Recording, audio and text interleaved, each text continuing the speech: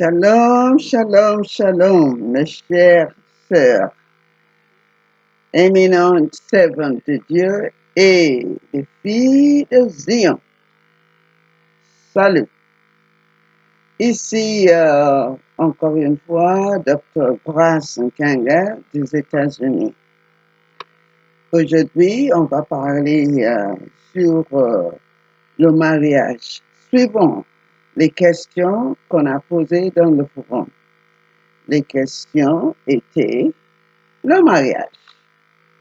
Un chemin obligé ou pas? Deuxièmement, un contrat ou une alliance? Troisièmement, 1 plus 1 égale 1. Explication. Alléluia. Alors, mes chers frères, mes chères sœurs, je voudrais vous dire que suivons la parole de Dieu.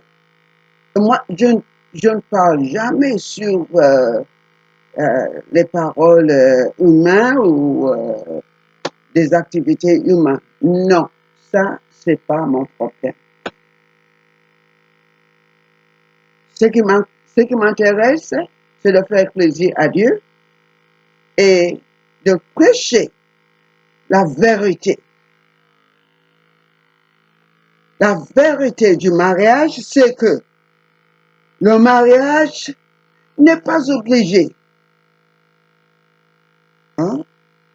Le mariage humain n'est pas obligé, mais le mariage avec Jésus-Christ est obligatoire parce que le Seigneur nous a fiancés à un seul époux pour nous présenter à Jésus-Christ comme une vierge pure. Amen. Ça, c'est écrit en 2 Corinthiens, chapitre 11, verset 2. Nous devons être fidèles à Jésus-Christ. Amen. Nous, comme l'Église de Dieu, nous devons être fidèles à Jésus-Christ. Ça, c'est obligatoire. En 1 Corinthiens 7, 36 à 40, l'apôtre Paul déclare qu'il a l'Esprit de Dieu. Ça veut dire, puisqu'il a l'Esprit de Dieu, il parle la parole de Dieu directement. Alors, il faut considérer sa parole comme la parole de Dieu. Il dit que l'homme ne doit pas pécher contre sa vierge, alors il faut la marier. Ça veut dire que Paul, l'apôtre Paul, il dit, au lieu de pécher, il faut se marier. Mais si vous êtes d'accord, si quelqu'un est d'accord avec sa, comment on dit, je dis copine, de ne pas marier, alors il ne faut pas qu'il pêche. Ça, c'est important. Mais, si vous, l'homme et la femme, si vous êtes d'accord, si vous vous aimez, il faut vous marier. Ça, c'est obligatoire. Alors, on peut dire que le mariage est obligatoire pour la femme et l'homme pour qu'ils ne pêchent pas. Pour qu'ils ne pêchent pas, il faut se marier. C'est ce que Paul dit. Et c'est ce que la parole de Dieu dit aussi. Amen. Et si l'homme aussi, il dit que si l'homme ou la femme décide d'être célibataire, ils doivent, ça veut dire qu'il a choisi, l'homme ou la femme a choisi de ne pas marier, alors c'est pas obligatoire, mais alors il faut rester pur, il faut rester vierge, comme Paul. Amen. Il faut rester pur. Allez, alors, pensez, réfléchir. Est-ce qu'il y a un homme ou une femme qui qui peut vivre sans faire l'amour avec quelqu'un, avec quelqu'une? S'il y en a, c'est d'accord. Vous n'êtes pas obligé d'être marié, mais il faut rester pur, c'est ça le problème. Il faut rester pur. C'est ça le problème. Amen. Alléluia. Alléluia. Tant que le mari, tant que la femme reste sain, sans péché, c'est d'accord. Pas de question, pas de problème. Alors, la conclusion de cette question, c'est le chemin de mariage, le chemin de la vie d'une femme ou d'un homme, c'est qu'il soit pur, saint, et ne pas être obligé de marier, sinon marier. Amen. Deuxièmement, un contrat ou une alliance. Le mariage, est-ce que c'est un contrat ou c'est une alliance? Selon la parole de Dieu, le mariage ne peut jamais être un contrat. Le mariage ne peut jamais être un contrat. Le mariage, c'est une alliance. Amen. C'est une alliance.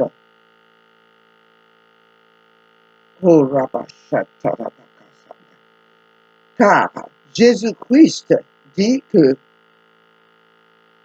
Moïse, par exemple, Moïse a permis le divorce à cause de la dureté du cœur des Juifs.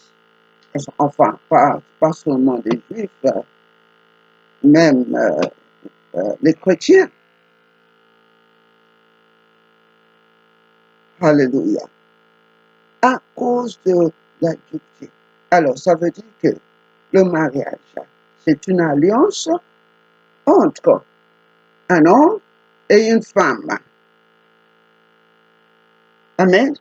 C'est une alliance entre un homme et une femme. Ça ne peut jamais être une alliance entre homme et homme ou femme et femme. Non, jamais.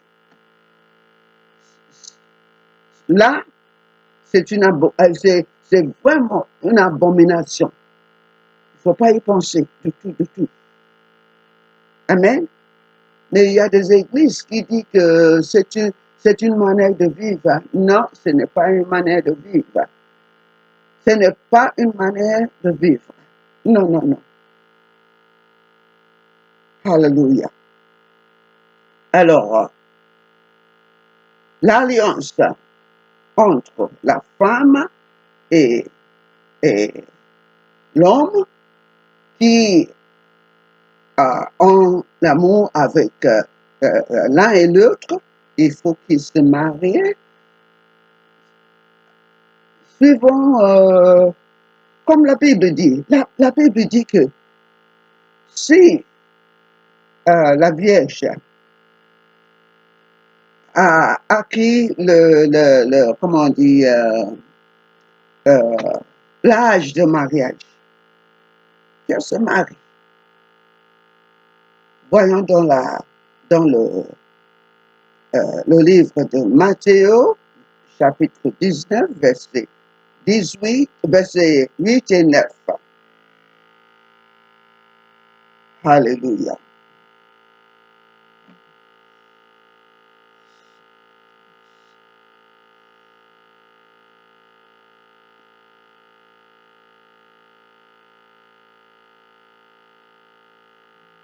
Alléluia. Voyons dans le livre de Matthieu, verset 19, chapitre 19, verset 8 et 9. Le mariage est une alliance entre homme et une femme et ils doivent rester mariés toute leur vie.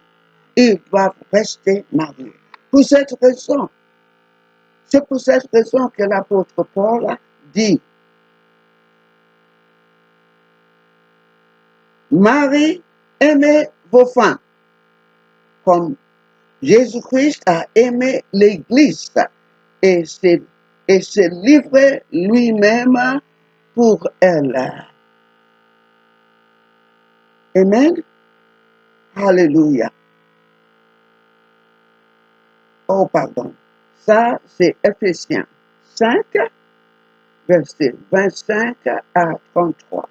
Matthieu 19, verset 8 à 9, dit que le mariage doit rester, les mariés doivent rester ensemble toute leur vie. Amen. Alléluia. Car Jésus-Christ ne divorcera jamais l'Église.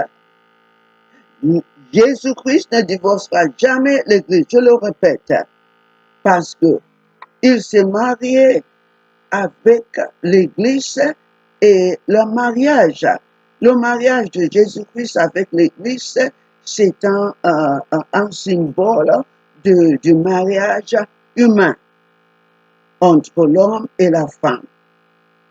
Pourquoi est-ce que Jésus-Christ a dit que c'est un exemple? Parce que c'est comme ça que nous devons être. Nous devons, quand nous nous marions, nous devons rester toujours ensemble en amour. Amen. Maintenant, il y a des gens qui font le mariage comme un contrat.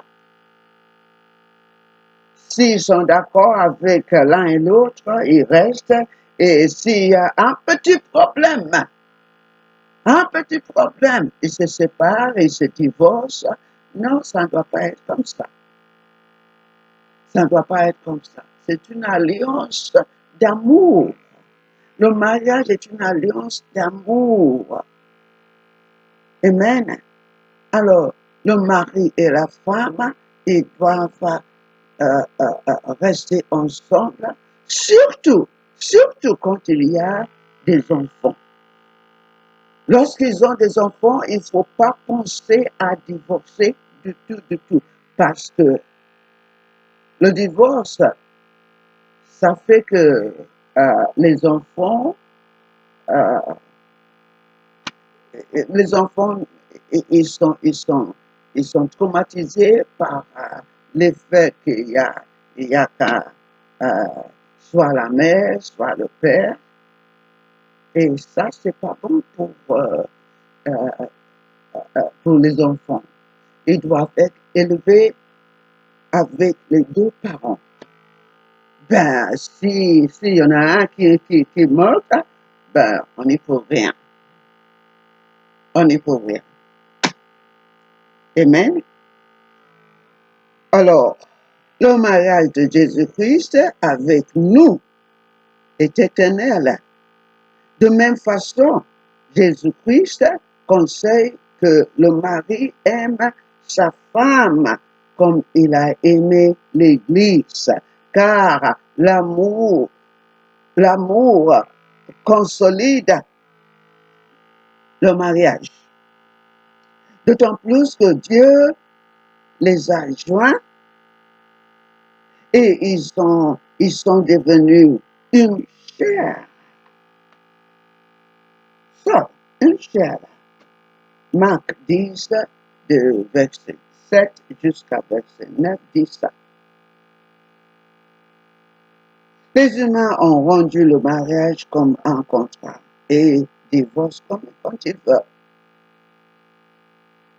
Comme on a dit avant, non, ça ne peut pas se faire. Alléluia. Alléluia. Sukarabasanta. Alléluia. Urabakashantarabasanta. Sakarabakasatarabakasanta. Il faut penser toujours à la parole de Dieu avant de prendre des décisions. Amen. Alléluia. Aussi, l'apôtre Paul, il dit que une fois, non, c'est Jésus, oui, c'est l'apôtre Paul qui a dit ça, une fois que les gens sont mariés, hommes et femmes, si jamais il arrive qu'ils se séparent, ils se divorcent, alors, soit la femme, soit le mari, ils sont obligés de rester sans mari. Il faut qu'ils restent tout seuls. Pendant que l'une des deux est vivant. Par exemple, 1 Corinthe, chapitre 7, verset 19, apôtre Paul dit, tant que le mari est vivant, la femme ne peut pas se marier avec un autre homme. Et tant que la femme est vivante, le mari ne peut pas se marier avec une autre femme. Oui, dans les questions, on n'a pas eu ce genre de questions, mais il faut l'ajouter parce que ça fait partie du mariage. Ça fait partie du conseil de mariage. Comment traiter le mariage. Amen. Gloire à Dieu. Dernièrement, la troisième question. La troisième question, c'est 1 plus 1 égale 1. Ça se trouve en Genèse, le livre de Genèse, chapitre 1, verset 27. Alléluia. Dieu a créé l'homme à son image. Il a créé à l'image de Dieu. Il créa l'homme et la femme dans son image. Amen. L'homme et la femme étaient un seul. Ça veut dire Adam. Il les a appelés Adam. L'homme et la femme. Une seule personne. Amen. Et puis en Genèse 2, 21 à 23, verset 21 à 23, Dieu a créé un seul homme, Adam, et puis il a pris une de ses côtés et il a formé la femme. Alors, un seul homme a été créé. Mais dans cet homme Adam, il y avait la femme. Il a formé la femme qui est devenue chair de la chair d'Adam. Amen. Os de os d'Adam, d'une personne, une personne. C'est pour cela l'Église, hein, qui est l'épouse de Jésus-Christ, a été née du sang de Jésus-Christ qui a coulé de son côté. Quand le soldat l'a percé dans son côté, le sang est coulé. Le sang a coulé. Et l'eau aussi a coulé. Et l'Église a été née. Alors, l'Église a été retirée du côté de Jésus-Christ. Juste comme la femme a été retirée du côté d'Adam. Amen. Ça se trouve en Jean, chapitre 19, verset 34. Alléluia. Alors,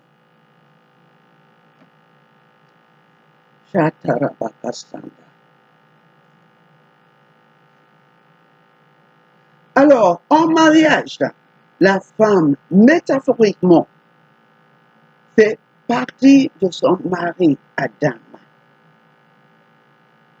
Elle n'est plus un individu. Amen. Elle n'est plus un individu. Si une femme, un homme trouve une femme et il entre dans le mariage, les deux deviennent un.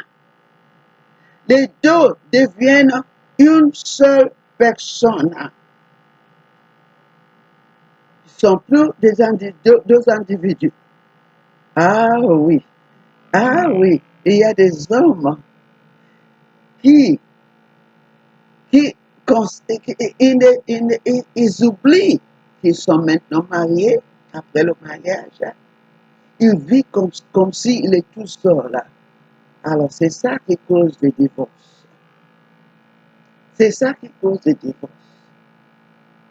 Parce qu'ils se considèrent comme célibataires. Mais non, une fois qu'il est marié avec une autre personne, ils sont maintenant une personne chair de son chair, os de son os. Alléluia. Donc, un mari, un mari et sa femme constituent une seule personne. C'est pour ça que le mathématique de Dieu fait que 1 plus 1, au lieu de faire 2, égale à un seul. Amen. Égale un seul. Parce que dans la création, c'était comme ça. Amen. Adam, quand Dieu lui a donné Ève, quand Dieu a créé Ève, et puis il a montré, voilà ta femme, Adam. Qu'est-ce qu'il a dit? Il a dit, oh, maintenant, ça c'est os de mon os et chair de ma chair. Alors, il ne faut plus se considérer comme deux personnes. Quand le mariage a été constitué. Lorsqu'un mari a décidé de marier sa femme, ils deviennent un maintenant avec la femme. La femme aussi devient une avec son mari. Alors, ils doivent vivre ensemble comme une personne. Ils doivent se considérer comme une personne. Amen. Alors, mes chères sœurs, voici le peu que je peux dire concernant le mariage selon la parole de Dieu. Selon la parole de Dieu. Ce que les gens décident de faire, les humains décident de faire, ça c'est tout à fait une autre chose. Mais si nous sommes des chrétiens, il faut que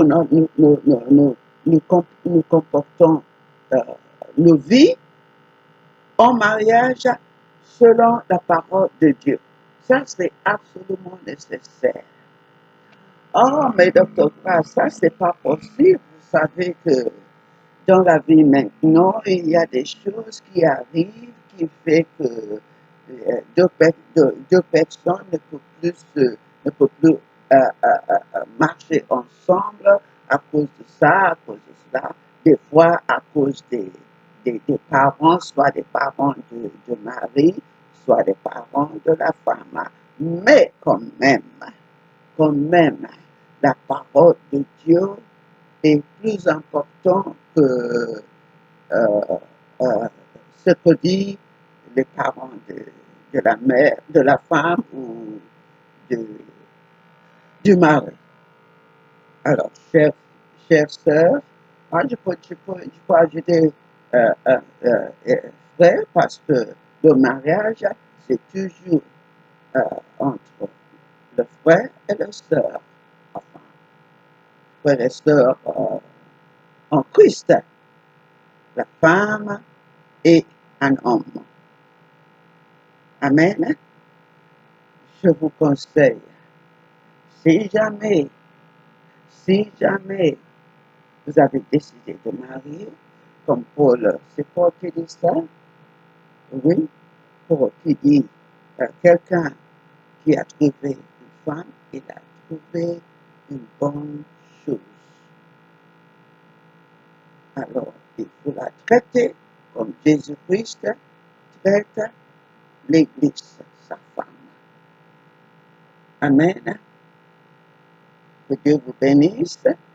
Et je prie, ma prière avant de commencer cette parole, c'était que Dieu fasse que cette parole nous touche dans le cœur et que Dieu, que le Saint-Esprit nous dirige à mener nos vies en mariage selon la parole de Dieu et pas juste comme les humains du monde.